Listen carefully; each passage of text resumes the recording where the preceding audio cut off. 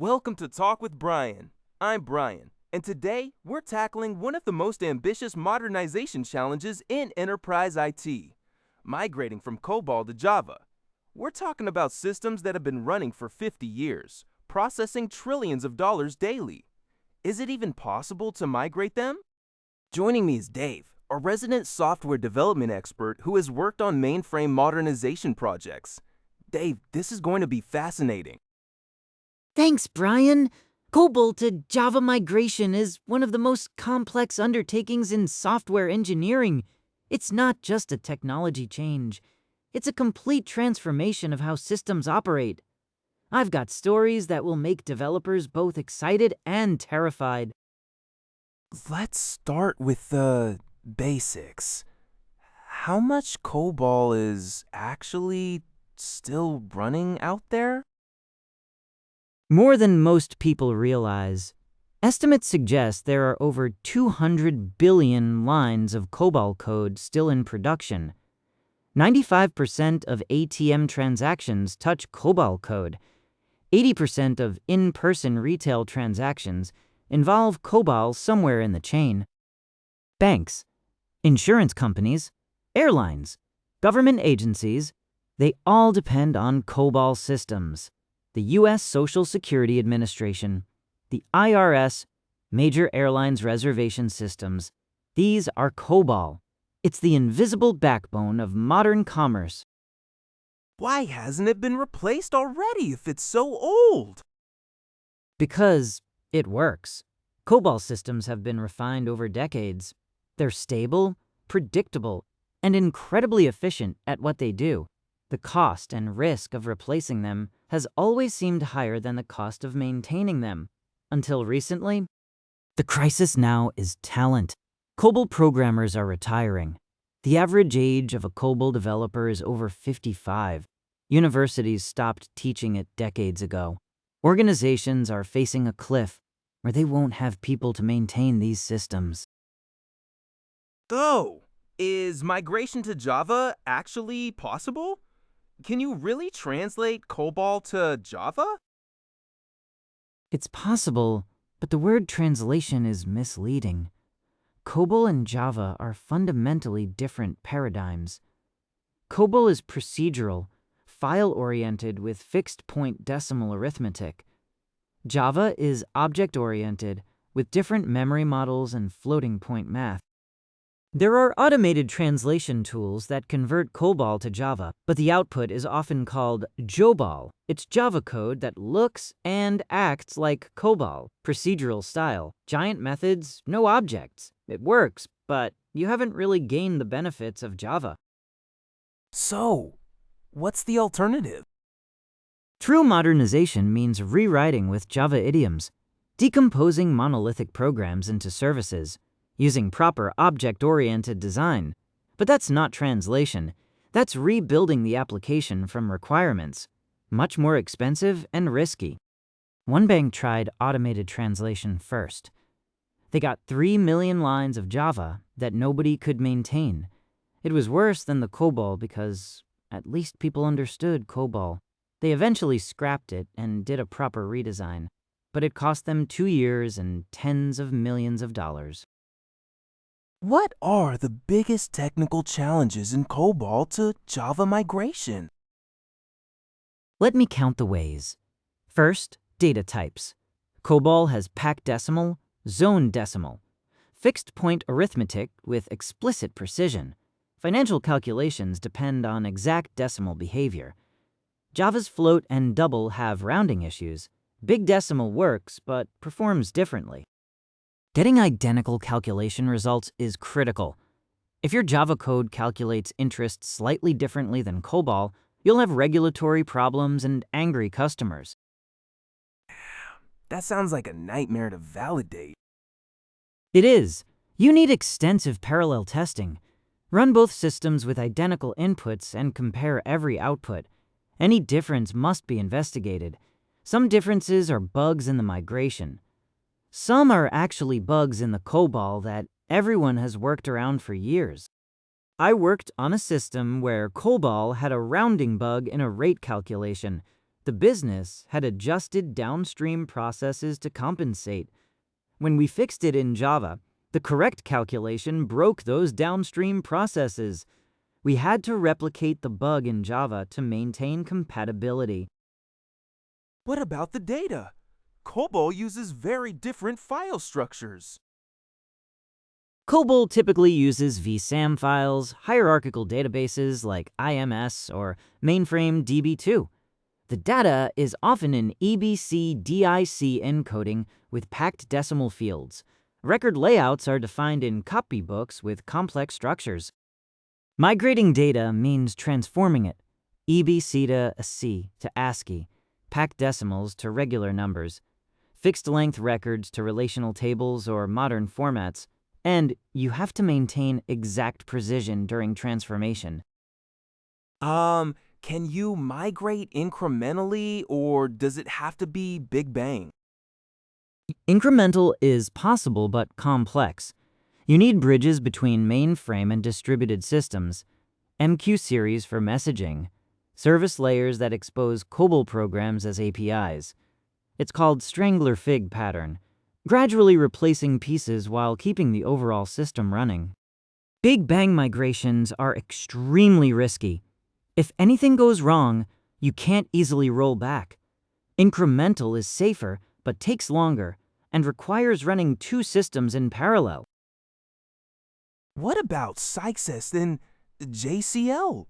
Those seem like major obstacles. Absolutely. CES is the transaction processing system that manages COBOL programs. It handles threading, recovery, database connections, screen management. There's no direct equivalent in Java. You have to rebuild that infrastructure. JCL, Job Control Language, defines batch processing flows. Thousands of JCL jobs might run nightly, processing files in specific sequences. You need a job scheduler in the new environment, and you need to translate all that logic. What do teams typically use to replace CICS? For online transactions, often Spring with connection pooling and transaction management. For batch, Spring Batch is popular. Some use commercial products that emulate mainframe behavior. Each approach has trade-offs. One insurance company replaced CIS with a microservices architecture. It worked technically, but the operational complexity exploded. Instead of one CIS region to monitor, they had 200 containers. They needed a complete DevOps transformation alongside the technology migration. How do you handle the decades of business rules embedded in COBOL code? This is perhaps the hardest part.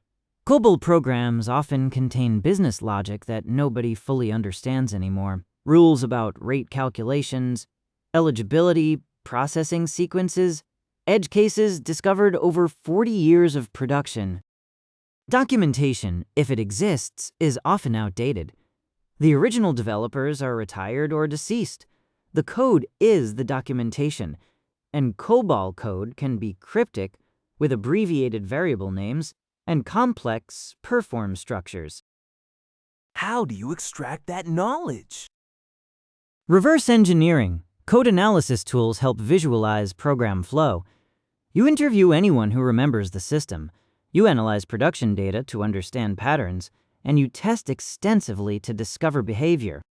Sometimes you modernize the requirements first. Bring in business analysts to define what the system should do, not just what it does. This is an opportunity to eliminate obsolete functionality and simplify, but it requires deep business engagement. Plan for discovering hidden functionality. Every COBOL migration I've seen has found features nobody knew existed. Budget time for these discoveries.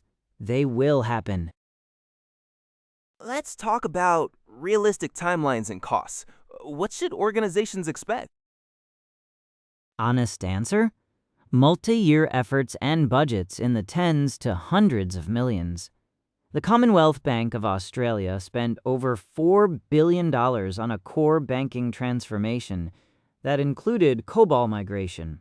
It took more than 5 years.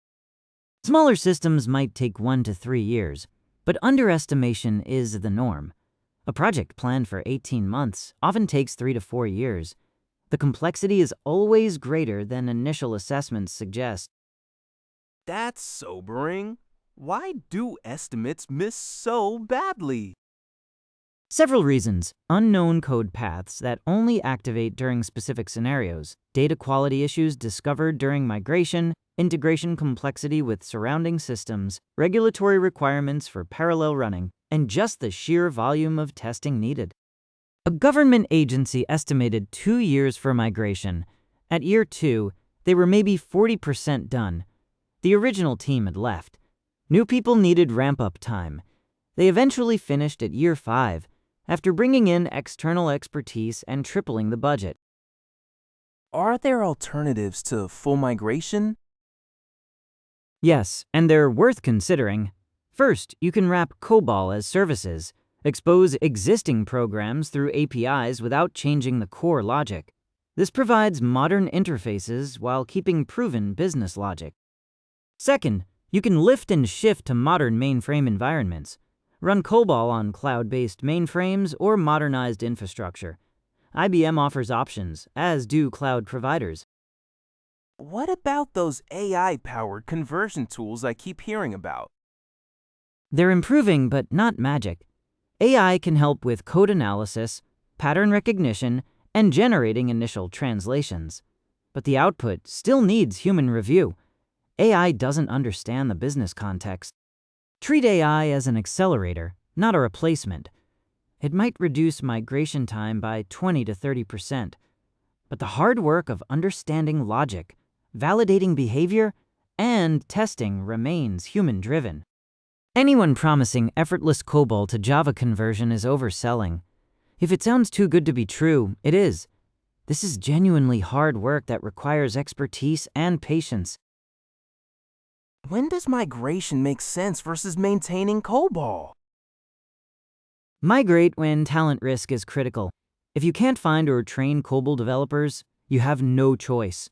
Migrate when integration requirements demand it.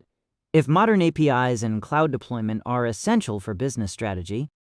But consider alternatives first. Maybe you train new COBOL developers. Maybe you outsource maintenance to specialists. Maybe you wrap instead of replace. Full migration is not always the right answer. When would you advise against migration? When the system is stable and not blocking business initiatives. When the cost-benefit doesn't make sense. When you don't have organizational commitment to see it through. A half-finished migration is worse than no migration. One company started migrating their core system, ran out of budget at year 3, and stopped. Now they have a hybrid mess, half COBOL, half Java, with bridges between them that nobody fully understands. Maintenance costs doubled instead of decreasing.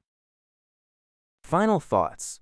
If an organization decides to migrate, what's the most important advice? Executive sponsorship at the highest level. This is not an IT project. It's a business transformation. When budgets get tight and timelines slip, you need C-level support to stay the course. Invest in your people. Hire experts who have done this before. Train your staff in both domains. COBOL knowledge plus Java knowledge is the rare and valuable combination. Test relentlessly. Parallel running with exact comparisons.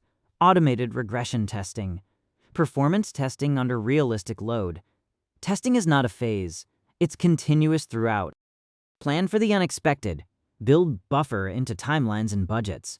When surprises come, and they will, you need flexibility to address them without derailing the project. COBOL to Java migration is possible but extremely challenging. 200 billion lines of COBOL still run critical systems. Technical challenges include data types, file formats, transaction processing, and embedded business logic. Projects typically take years and cost tens of millions. Consider alternatives like wrapping or managed services. If you migrate, get executive commitment, hire expertise, and test exhaustively. This is one of the hardest problems in enterprise IT, but with proper approach, it can succeed. Dave, this has been an eye-opening conversation. I think a lot of people underestimate just how complex this is. They do, but I also want to emphasize that successful migrations happen regularly. Banks, insurers, government agencies have modernized. It requires respect for the complexity, adequate resources, and persistence. The organizations that succeed treat it as a marathon, not a sprint. Wise words. Thank you so much for sharing your expertise today, Dave. Thanks, Brian!